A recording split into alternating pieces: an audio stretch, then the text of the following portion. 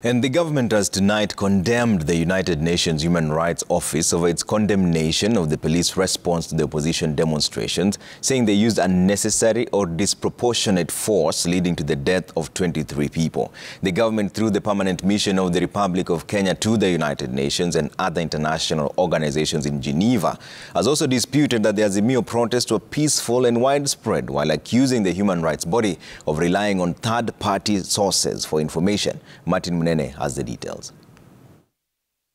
Following the statement by the United Nations Human Rights Office on the 14th of July that condemned what it termed as widespread violence and allegations of unnecessary use of force, including use of firearms by police during protests in Kenya, leading to the death of up to 23 people and leaving others nursing injuries, the government, through the permanent mission of the Republic of Kenya to the United Nations and other international organizations in Geneva, has accused the office of the High Commissioner for Human Rights of relying on third-party sources, which according to government lack first-hand experience. The government stating that the method of data collection by the office bypasses the primary duty of the office to establish the facts before making such critical statements. At the same time, the government refuting claims that the demonstrations were peaceful protests. According to the Kenyan mission, the demonstrations entailed rioting, vandalism, and large-scale destruction of property.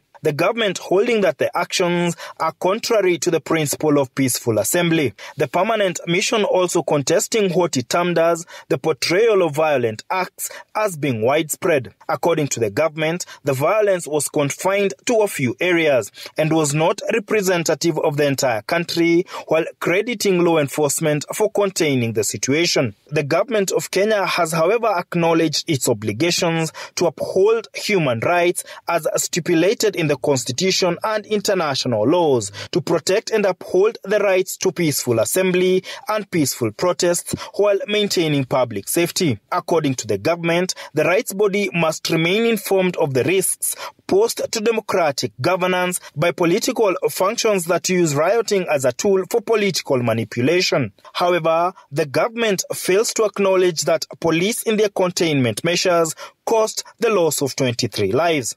The permanent mission has also called on the High Commissioner for Human Rights to remain vigilant ahead of further protests in Kenya, saying they are a threat to the very fabric of the Kenyan democracy, with calls to the United Nations to condemn any actions by the protesters that are contrary to the democratic ideals. Martin Munene, Citizen TV.